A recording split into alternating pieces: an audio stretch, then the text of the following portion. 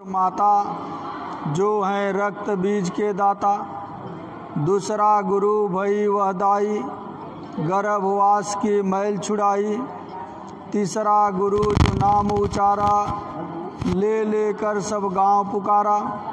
चौथा गुरु जो शिक्षा दिन्हा, तब संसारी मार्ग चिन्हा। पांचवा गुरु जो दीक्षा दिन्हा, राम कृष्ण का सुमिरन किन्हा। छठवां गुरु जो भ्रम सब तोड़ा, ओमकार से नाता जोड़ा। प्रेमी भाई बहनों, सातवां गुरु जो शब्द लखावा, जहाँ का जीव तहाँ पहुँचावा। सातवें गुरु जो शब्द का भेद बतलाने वाले। ऐसे गुरु यदि आपको जीवन में मिल गए, आपकी जीवात्मा का उद्धार हो जाएगा। प्रेमी भाई बहनों, ऐसे शब्द भेदी गुरु जीवन में खोजना चाहिए। संत और महात्मा इस धरती पर हमेशा मौजूद रहते। संत सुलभ सब दिन सब देशा, सेवत सादर समन कलेसा। जीवों के लिए महात्मा कष्ट भी उठाया करते। बूंद आघात परहि गिर जैसे, खल के वचन संत सह जैसे। जैसे वर्षा की बूंद, वर्षा की बौछार पर्वत के शिखर पर टक्करें मारती है, उसी तरह से संत जनों को दुष्टों के वार को भी, उनके आघात को भी सहना पड़ता। वृक्ष कबहु नहीं फल बके, नदी न संचय नीर। परमार्थ के कारण साधुन धरा शरीर। प्रेमी भाई बहनों, जैसे वृक्ष कभी फल नहीं खा सकता, नदी कभी जल का सेवन नहीं कर सकती, उसी तरह से महात्मा संत सतगुरु दूसरों के भलाई के लिए, जीवात्माओं के उद्धार के लिए इस धरा धाम पर मानव शरीर धारण करके आते हैं। गुरु महाराज कहते थे, हम आए वही देश से जहाँ तुम्हारो धाम, तुमको घर पहुँचाओना एक हमारो काम।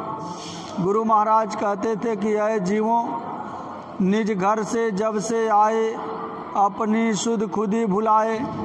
मैं जो रहा था बाट तेरी, फिर मानुष रूप बनाया हूँ। तेरे कीचों को धोने में सत देश से आया हूँ। गुरु महाराज कहते कि अब तुम्हारा असली घर यहाँ नहीं है, ये तो मृत्यु लोक है, ये तो काल की नगरी है, ये तो कमियों का देश है। काल यहाँ का राजा है, जीवों को चबाता है, जीवों को पैदा करता, जीवों को नष्ट कर देता। काल लाए तन मन में घेरा, दुख पाए तुम बहुत घनेरा। काल वरदान में जीवों को मांग करके लाया, ले आकर के तन और मन रूपी पिंजड़े में बंद कर दिया, और जीव कर्मों के वशीभूत होकर के बार बार जन्म और मौत के पीड़ा को उठाता रहता, कष्ट को सहता रहता। जन्मत मरत दुसा दुख होई, उमा मरम यह जाने कोई कोई। सहजो बाई ने बयां किया, सहजो मौत की आइयाँ, अंग अंग दिया तोड़। हिया जरे छाती फटे, उठे पीर घनघोर। जन्म और मौत के समय असंख्य बिच्छुओं के मारने सा कष्ट होता है। गुरु महाराज कहते थे, 1000 बिच्छू जिस्म पर एक साथ डंक मारें, उतनी पीड़ा जन्म और मौत के वक्त होती है।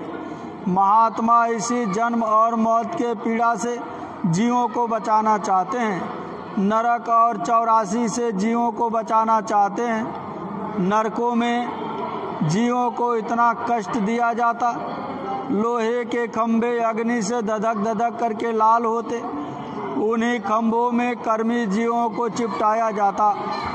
लौह के खंभ तपत के माही, जहाँ जीव को ले चिपटाही। अग्नि से जो खंभे धधक धधक करके लाल होते, उन्हीं खंभों में कर्मी जीवों को चिपटाया जाता। प्रेमी भाई बहनों, यमदूत आग के लपटों में, बड़ी बड़ी लग्गियों में जीवों को बांध करके जलाते रहते। इतना कष्ट होता, इतनी पीड़ा होती। बड़े बड़े राजे और महाराजे लड़ाइयाँ लड़ते रहे, एक दूसरे राज्य के ऊपर आक्रमण करके अपना बनाते रहे, सेनाओं का हत्या हिंसा करते रहे, जनता मारी जाती रही। आज उन्हीं कर्मों की सज़ा बड़े बड़े राजे महाराजे नरकों में झेल रहे। नरकों में जीवों के चिघाड़ने की आवाज़ 500-500 मील, 1,000 मील तक जाती है। प्रेमी भाई बहनों, आप कहेंगे कि हमको तो सुनाई नहीं देती, लेकिन जो पहुँचे हुए महात्मा होते उनको जीवों के चिघाड़, जीवों की पीड़ा सुनाई देती है। एक बार राजा जनक धर्मराज के साथ इस स्थूल शरीर को छोड़ करके जा रहे थे। रास्ते में बड़ी भारी चीख पुकार सुनाई दी। राजा जनक धर्मराज से पूछने लगे, हे धर्मराज, यह कैसी चीख पुकार सुनाई दे रही? धर्मराज ने कहा, नरकों में जीवों को कष्ट दिया जा रहा, उन्हीं के चिघाड़ने की आवाज़ आ रही है। राजा जनक पूछने लगे धर्मराज से, इनको कैसे बचाया जा सकता है? इनके बचने का उपाय बताइए। धर्मराज ने कहा कि कोई महात्मा यदि अपने एक घड़ी सुमिरन का फल इनको दे दे तो इनका छुटकारा हो सकता है, नरकों के पीड़ा से ये बच सकते हैं। धन धन राजा जनक हैं, जिन सुमिरन किया विवेक, एक घड़ी के सुमिरते पापी तरे अनेक। प्रेमी भाई बहनों, राजा जनक अपने 2.5 घड़ी सुमिरन का फल दे दिए, जीवात्माओं का उद्धार हो गया। महात्मा तो जीवों को दुखी देख करके महात्मा द्रवित हो जाते। संत हृदय नवनीत समाना, जीव इस मृतलोक में आकर काल के जाल में फंस करके कष्ट उठा रहा, कर्मों के जाल में फंस करके, कर्मों के वशीभूत हो करके यह जीव बार बार जन्म और मौत को प्राप्त हो रहा। प्रेमी भाई बहनों, महात्मा इसी पीड़ा से आपको बचाना चाहते हैं।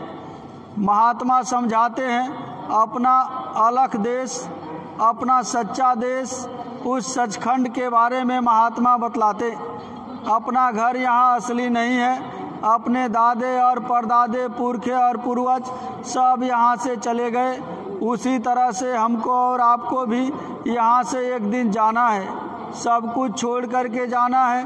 यहाँ के लिए तो हमने घर बना लिया, मकान बना लिया, ज़मीन खरीद लिया।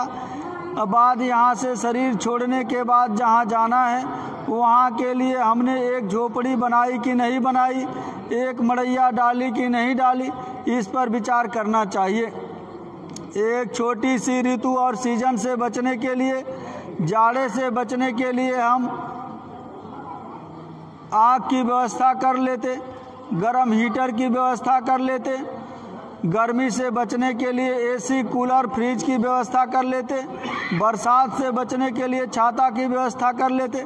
इतनी तो व्यवस्था हम कर लेते, लेकिन आपने कभी ये विचार किया कि इस जन्म और मौत की पीड़ा से बचने के लिए हमने कोई इंतजाम किया कि नहीं किया?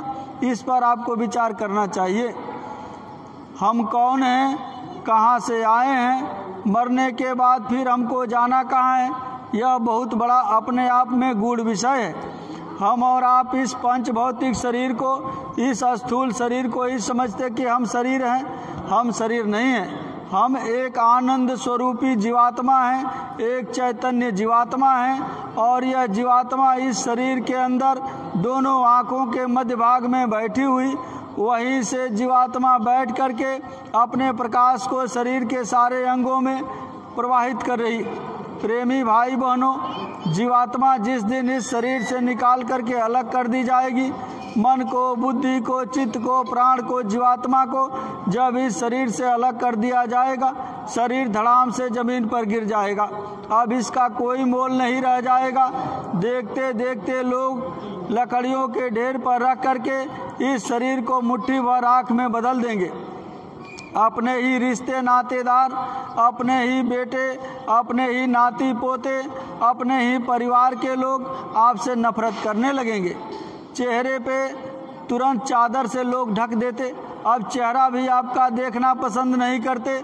आपके हाथ में सोने की अंगूठी है या गले में सोने की चेन है, इसको जो है उतार करके और जेब में तुरंत रख लेते लोग। इससे किसी को नफरत नहीं है। आपने जो मकान बनवाया, आपने जो ज़मीन खरीदा, आपने जो घर खरीदा, इससे किसी को नफरत नहीं, उसको सब लेने के लिए तैयार हैं, लेकिन आपसे सारे लोग घृणा करेंगे। हिंदू लोग तिनका तोड़ आते, जिस तरह से तिनका से हमारा संबंध टूट गया, उसी तरह से तेरा मेरा संबंध टूट गया। मुसलमान, सिख या ईसाई कब्र में खाक की मिट्टी को डाल आते कि जिस तरह से खाक की मिट्टी है, उसी तरह से मेरे लिए तू है। सारे लोग आपसे रिश्ते नाते तोड़ देते। 13 दिन बाद 13वीं मनाते हैं, लड्डू पूड़ी खिला करके धीरे धीरे लोग आपको भूलना शुरू कर देते। आप विचार करिए, हमारे पुरखे पूर्वज दादे परदादे हमको छोड़ करके चले गए और उनको हम कितना याद करते। हमारा मन तो इस समय जो बच्चे हैं, नाती हैं, पोते हैं, उनमें हमारा मन फंसा हुआ।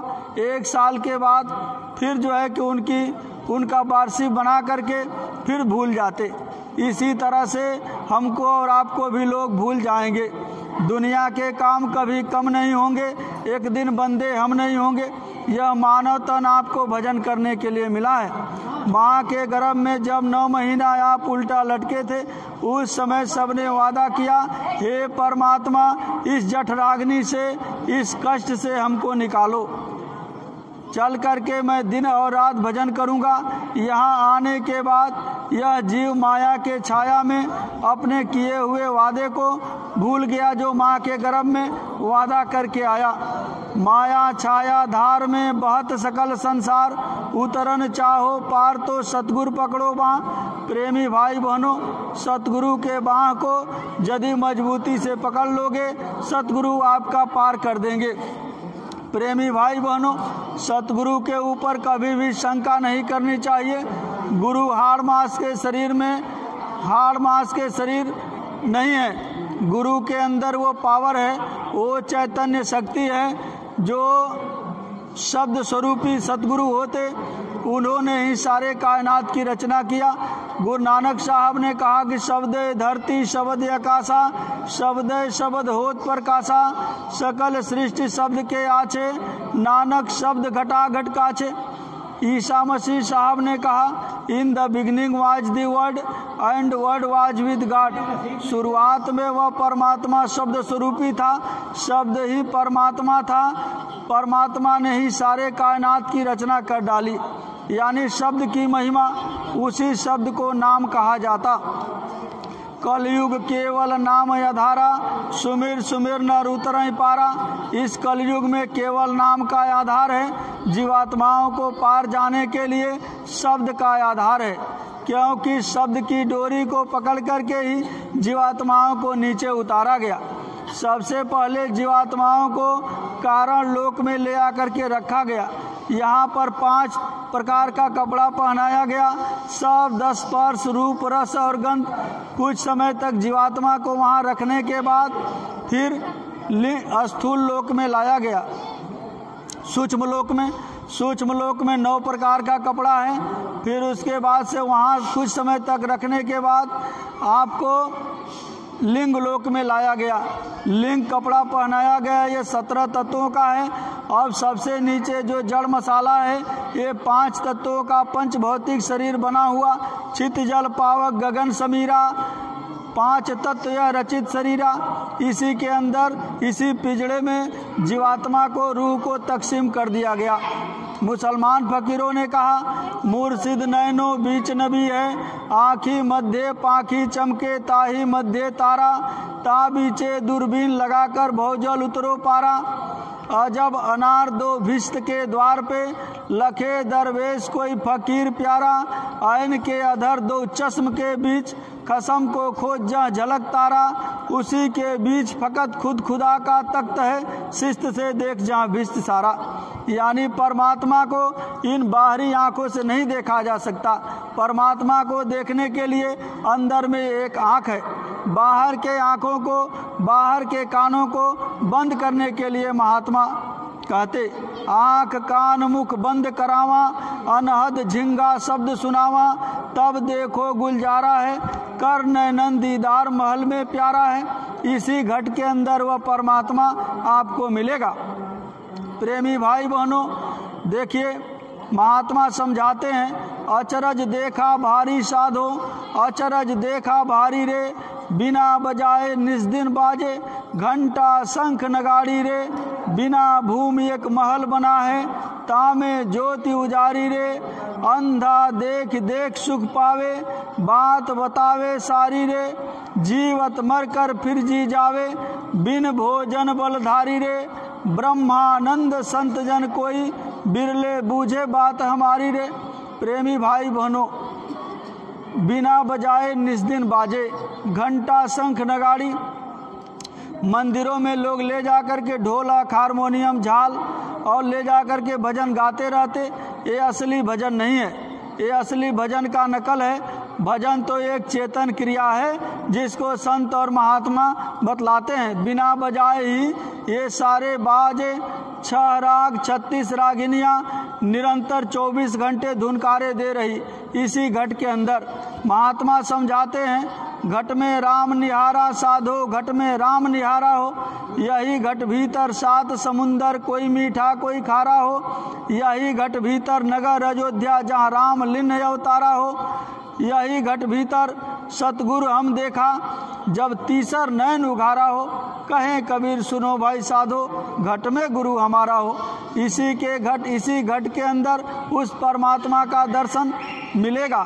घर में घर दिखलाई दे, सोई सतगुरु पुरुष पुराने, 5 शब्द धुनकार धुन, जहाँ बाजे शब्द निशाने।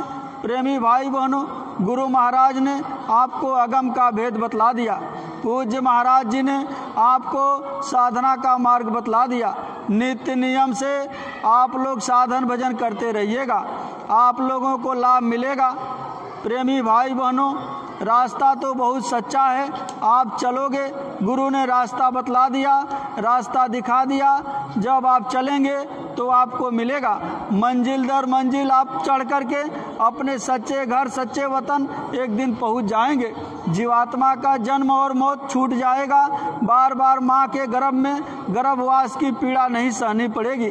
प्रेमी भाई बहनों, जिस तरह से पिंजड़े से पंछी को आज़ाद कर दिया जाता, उसी तरह से महात्मा सतगुरु गुरु बंदी छोर होते। जीवात्मा के बंधन को काटने वाले महात्मा जो शब्द का भेद आपको बतलाते, दोनों आँखों के मध्य भाग में बैठी हुई जीवात्मा के ऊपर अंतःकरण पर जो गंदगी जमा है, न किसी साबुन से साफ हो सकता, न किसी पानी से साफ हो सकता। सच्चा साबुन लेत न मूरख है संतन के पासा, दाग पुरानी छूटे नाही धोवे बरहो मासा। जन्म जन्मांतरों की काई जो लगी हुई है, जीवात्मा के ऊपर जो गंदगी जमा है, ये भजन से ही साफ होगा। शब्द कर्म की रेख कटावे, शब्द शब्द में जाय मिलावे। शब्द वो अंजन है जो जीवात्मा के ऊपर जो गंदगी अंतःकरण पे जमा है, उसको धो धा करके साफ कर देता। महात्माओं के पास योग रूपी अग्नि की भट्टी हमेशा जलती रहती है, उसी में महात्मा जीवों के खोटे कर्मों को जला देते हैं। प्रेमी भाई बहनों, जैसे धोबी आपके कपड़े को ले जाएगा, कितना गंदा है उसके हिसाब से पानी गर्म करके उसमें सोडा डालेगा, उसको पटहे पर पटकेगा, उसके बाद से उसको सुखाएगा, फिर गरम गरम प्रेस चलाएगा, तब जाकर के कपड़ा चमकेगा। जैसे कुम्हार घड़े को बनाता है, तो उसी तरह से गुरु भी जीवों की गढ़त करते हैं। गुरु कुम्हार शिष्य कुंभ है, गड़ गड़ काढ़े खोट, अंतर हाथ सराय के बाहर मारे चोट। प्रेमी भाई बहनों, सतगुरु कुम्हार का भी काम किया करते। प्रेमी भाई बहनों, आगे का समय तो बहुत खराब आ रहा, भयंकर बीमारियां आ रही हैं। इससे बचने के लिए लोगों को शाकाहारी बनाना बहुत ज़रूरी है। प्रेमी भाई बहनों, आगे के समय के बारे में सूरदास जी महात्मा हुए, उन्होंने कहा, संवत 2000 के ऊपर ऐसा जोग परे, पूरब पश्चिम उत्तर दक्षिण 34 काल फिरे, अकाल मृत्यु जग माही व्यापे, प्रजा बहुत मरे, काल ब्याल से वही बचे, जो सतगुर ध्यान धरे, सूरदास हर की यह लीला, टारे ना टरे, उड़ विमान अंबर में जाए, गृह गृह युद्ध करे। फिर लिखते हैं कि सहस बरस लग सतयुग व्यापे, सुख की दशा फिरे, धर्म बेल बन पृथ्वी फूले, धर्म की बेल बढ़े, सूरदास हो निसो होवे, काहे तू सोच करे, रे मन धीरज क्यों न धरे। प्रेमी भाई बहनों, सूरदास जी ने यह बात कहा। मुसलमानों के पैगंबर हुए मोहम्मद साहब, उन्होंने कुरान में लिखा है कि 14वीं हिजरी के अंत में जब समस्त इंसानों में कोहराम मचेगा, उस समय खुदा का पैगाम लेकर एक फकीर धरती पर उतरेगा और समस्त मानव जाति को खुदा का पैगाम सुनाएगा। उस समय मुल्क की सारी सड़कें काली हो जाएंगी, लोगों के भाव बाजारू हो जाएंगे, ईमान इखलाक की कमी हो जाएगी, स्त्रियां पर्दा बेनसीन हो जाएंगी, गुंबजों से ऊंची ऊंची आवाज़ें आनी शुरू हो जाएंगी, मंदिरों में भीड़ कम होगी लेकिन कचहरियों में ज़्यादा होगी। उस समय खुदा का पैगाम लेकर एक फकीर धरती पर उतरेगा, समस्त मानव जाति को, हिंदू मुसलमान सिख और ईसाई को, सबको खुदा का पैगाम सुनाएगा। उस समय मैं बाल बच्चों के लोग उसके बाणी के कशिश में, बचनों के कशिश में मैं भागते उसके पास चले जाएंगे। उन्होंने लिखा कि जब कयामत आएगी, कयामत का मतलब खराब समय, बुरा वक्त, तो हिफाजत हजरत इमाम मेहदी से होगा। हजरत इमाम मेहदी फारसी में लिखा हुआ, क्योंकि कुरान फारसी में ही लिखा हुआ है। हम लोग हिंदी बाएं से दाहिने की तरफ लिखते हैं, फारसी दाहिने से बाएं की तरफ लिखा जाता, उसमें लिखा हुआ हजरत इमाम मेहदी। हजरत का मतलब जय, इमाम का मतलब गुरु और मेहदी का मतलब देव होता है। हजरत इमाम मेहदी यानी जय गुरुदेव नाम से ही जीवों की रक्षा होगी, जीवों को निजात मिलेगी, क्योंकि जय गुरुदेव नाम इस वक्त का जगाया हुआ नाम है। मुसलमान फकीरों ने कहा कि वक्त मुर्शिद के चरणों में सिजदा करो, माफ़ी तेरे गुनाहों की हो जाएगी। कामिल मुर्शिद के चरणों में सिजदा करो, माफ़ी तेरे गुनाहों की हो जाएगी। प्रेमी भाई बहनों, देखिए राधा स्वामी जी महाराज के सार वचन में लिखा हुआ, वक्त गुरु के खोज तेरे भले की कहूँ, मान गुरु के वचन तेरे भले की कहूँ, दीन गरीबी धार तेरे भले की कहूँ। वक्त का जो जगाया हुआ नाम होता, वक्त के जो डॉक्टर होते, उन्हीं के द्वारा लोगों की बीमारी ठीक होती है। महात्मा जिस नाम से जगा देते, उस परमात्मा को जीवों को लाभ मिलने लगता। इस वक्त का जगाया हुआ जय गुरुदेव नाम है। आप विचार करिएगा, त्रेता में जब भगवान राम नहीं आए थे, द्वापर में कृष्ण भगवान नहीं आए थे, उस समय भी ये धरती थी, ये आसमान था, सूरज और चाँद सब कुछ थे। उस समय उस परमात्मा का क्या नाम था? आप विचार करिए, जब त्रेता में राम आए तो भगवान का नाम राम पड़ गया, द्वापर में कृष्ण आए तो भगवान का नाम कृष्ण पड़ गया। उसके पहले भी उस परमात्मा का नाम जगाया हुआ गुरु था। लिखा हुआ, पहले गुरु को गाइए जिन गुरु रचा जहान। प्रेमी भाई बहनों, इस जहान की, धरती की सब कुछ रचना करने वाले परम पिता परमात्मा का नाम गुरु बतलाया गया। उसी परमात्मा के गुरु नाम के पहले जय और बाद में देव लगाकर यह जय गुरुदेव नाम परमात्मा का ही है, इसमें शंका नहीं करनी चाहिए। हरि के 1000 नाम, लाख नाम, विष्णु के, केशव के कोटि नाम, अरब खरब शंभु नाम, राम नाम अनंत हैं, वही नाम पार करें जगावे जिसे संत हैं। संत और महात्मा जब इस धरती पर आते हैं, जीवों को जगाते हैं और जगाए हुए नाम को जीवों को दे करके, सुमिरन करा करके जीवात्माओं का कल्याण कर देते। सतगुरु ने जब आपको नाम दान दिया, जब तक आप सचखंड में नहीं पहुंच जाएंगे, संत बीज बिन से नहीं, बीते जुग अनंत, ऊंच नीच घर जन्म लिया, हुए संत का संत, आपको मानव तन बार बार मिलता रहेगा। प्रेमी भाई बहनों, अब की बार ये मौका मिला है, आप भजन करके अपनी जीवात्मा का उद्धार कर लीजिए। इसके लिए करना क्या है, दुनिया में आप संसार में रहिए, बाल बच्चों में रहिए, गृहस्थ आश्रम में रहिए, नौकरी करते हैं नौकरी करिए, मजदूरी करते हैं मजदूरी करिए, दफ्तर का काम करते हैं दफ्तर का काम करिए, खेती का काम करते हैं खेती का काम करिए। गुरु महाराज की पहली शिक्षा, दिन में खेती का, दुकान का, दफ्तर का, मेहनत का, मजदूरी का, जो भी काम करते हैं करते रहिए। शाम को बाल बच्चों की सेवा करिए, आए गए अतिथियों का सत्कार करिए। अब जब सब काम हो जाए उसके बाद 1 घंटा समय अपना निकाल लीजिए, इस जीवात्मा से उस परमात्मा का सच्चा भजन कर लीजिए। इतने में ही जीवात्मा का उद्धार हो जाएगा। प्रेमी भाई बहनों, यह नित्य नियम से आपको सुमिरन ध्यान भजन करते रहना है। जैसे इस शरीर को हम तीनों टाइम भोजन देते हैं, सुबह दोपहर शाम और रात को जब भोजन करते रहते, तो यह जीवात्मा जो दोनों आँखों के मध्य भाग में बैठी हुई है, आप विचार करिए जीवात्मा कितने जन्म जन्मांतरों से भूखी है, कितने जन्म जन्मांतरों से प्यासी है। हमने इसको कभी भोजन दिया कि नहीं दिया।